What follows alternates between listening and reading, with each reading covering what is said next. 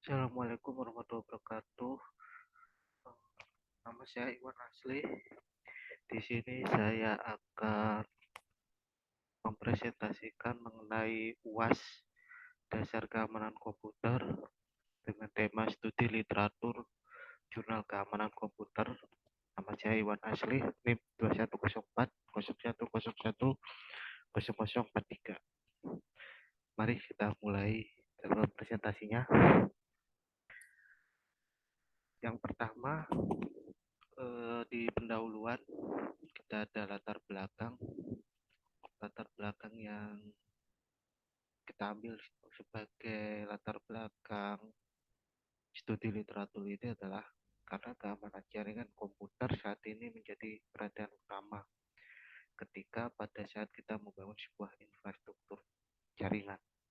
Kebanyakan arsitektur jaringan menggunakan router dengan sistem firewall yang terintegrasi. Jadi udah ada firewallnya sendiri di sebuah router yang digunakan, dan juga menggunakan dukungan software-software jaringan yang dapat melakukan kemudahan akses kontrol, paket data monitoring, dan penggunaan protokol yang diatur secara ketat. Itulah latar belakang mengenai keamanan jaringan komputer. Kemudian untuk perumusan masalah dalam studi literatur ini, saya menyusun berdasarkan 5 jurnal, dan dari 5 jurnal itu ada 2 permasalahan utama. Yang pertama, satu, nilai inovasi apa yang ditunjukkan dalam kelima jurnal tersebut, dan yang kedua, perbedaan teknis yang ditampilkan dari kelima jurnal tersebut. Ini adalah jurnal yang saya gunakan sebagai studi literatur pada pembahasan kali ini. Yang pertama, sistem keamanan jaringan komputer menggunakan metode pencegahan Firewall pada PT Gunakarya Indonesia dengan ISSN terlampir. Kemudian standar dan manajemen keamanan komputer dengan ISSN terlampir. Kemudian perancangan aplikasi steganografi teknik LSB dalam keamanan komputer. Dan yang keempat, keylogger pada aspek keamanan komputer, serta yang kelima, simulasi penggunaan intrusion detection system atau IDS sebagai keamanan jaringan dan komputer. Jurnal yang saya gunakan untuk studi literatur ini semuanya sudah memiliki ISSN, baik media cetak maupun media online. Untuk yang pertama, yakni nilai inovasi dari nilai inovasi yang digunakan dari masing-masing jurnal. Yang pertama, menggunakan metode firewall.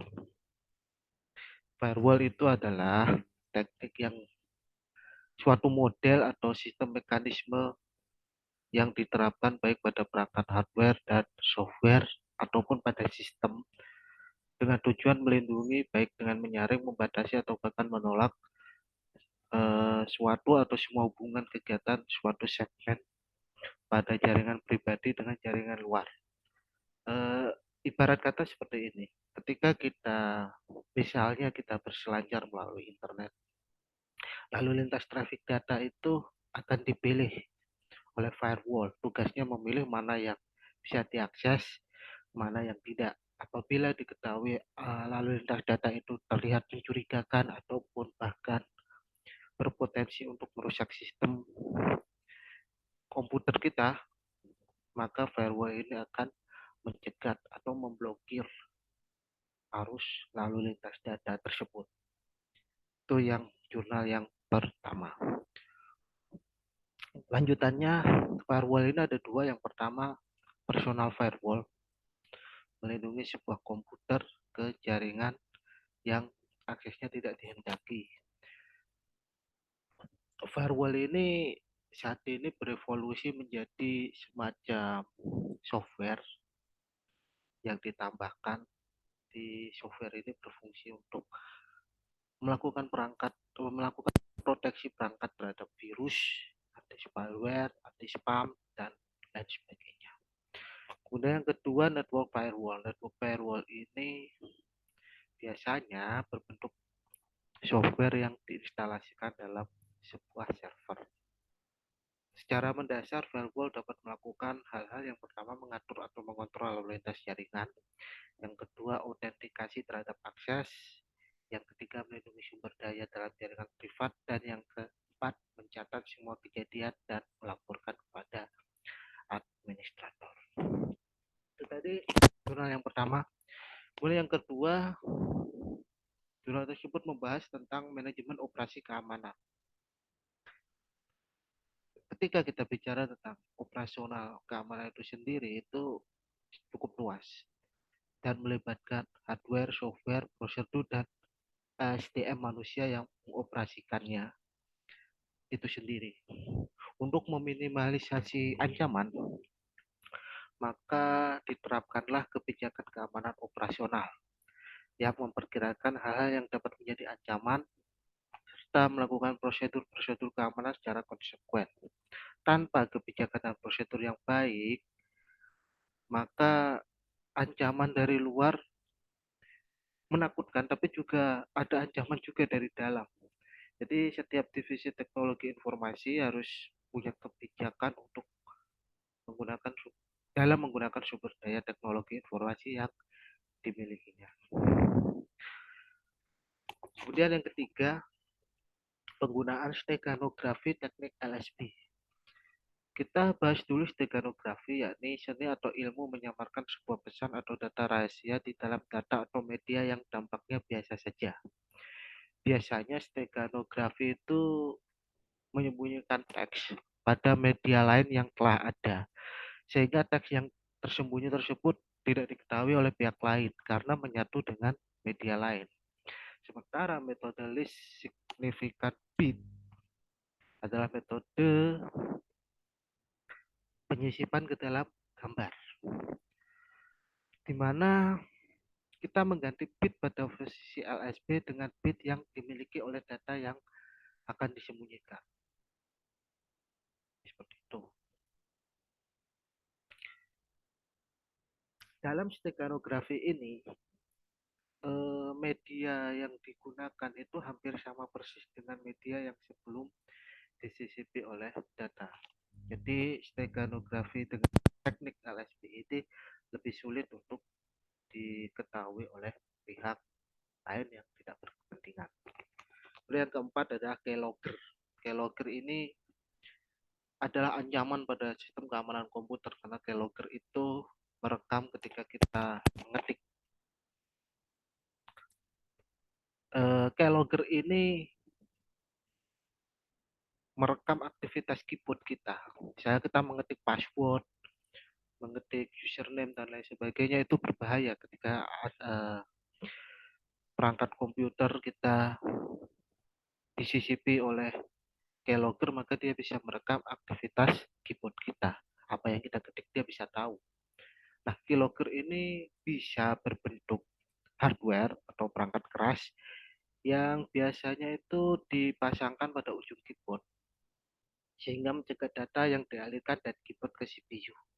Nah, ada juga yang berbentuk software yang terpasang di dalam komputer dan bekerja secara sembunyi-sembunyi. Jadi, si pengguna komputer itu tidak sadar bahwa terpasang keylogger dan keyboardnya dimata-matai.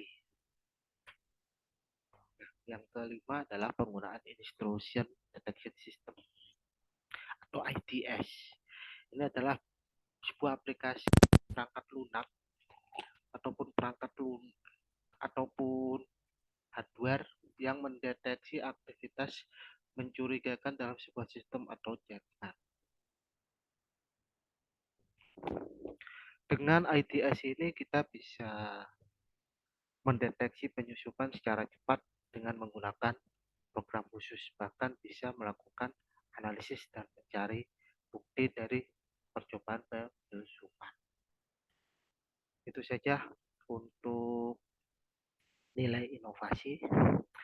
Berikutnya adalah perbedaan teknis dari kelima-limanya. Yang pertama adalah penggunaan WatchGuard Firewall. Wildcard Firewall ini adalah sejenis firewall yang bekerja dengan cara membandingkan alamat sumber dari paket-paket tersebut dengan kebijakan pengontrol akses yang terdaftar dalam akses control list firewall.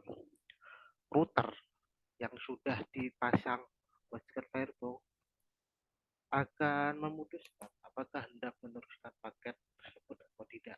Kalau tidak berbahaya ya akan diteruskan, kalau berbahaya akan dicegat atau dihentikan. Yang kedua mengenai manajemen operasi keamanan.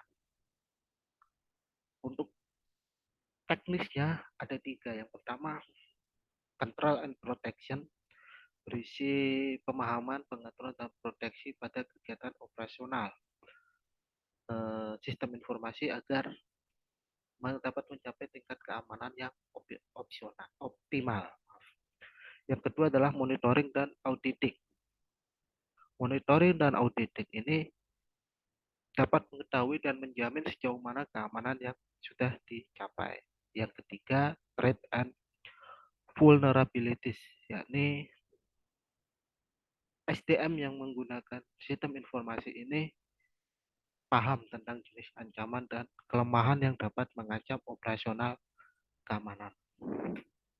Yang ketiga, mengenai teknik dari steganografi teknik LSD, cara kerjanya adalah mengambil media yang dibuat sebagai penyisipan, yaitu file gambar berformat BMP, kemudian disisipkan teks atau pesan rahasia. Bila penyisipan telah selesai, maka pengguna dapat menyimpan file tersebut yang merupakan file gambar yang formatnya juga BMP juga.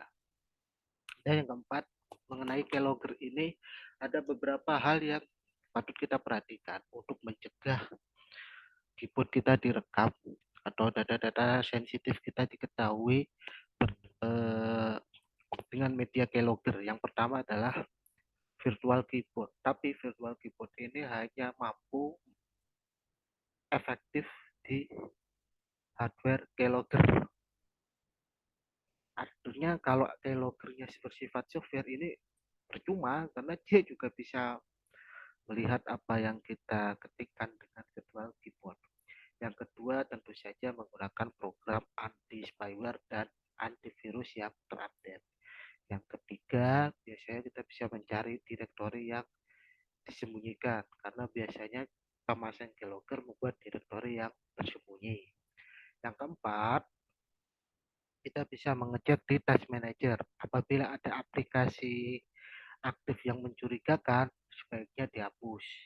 Dan yang kelima adalah cek perangkat komputer. Apabila ada benda aneh di ujung kabel keyboard, kemungkinan itu adalah keylogger jenis hardware.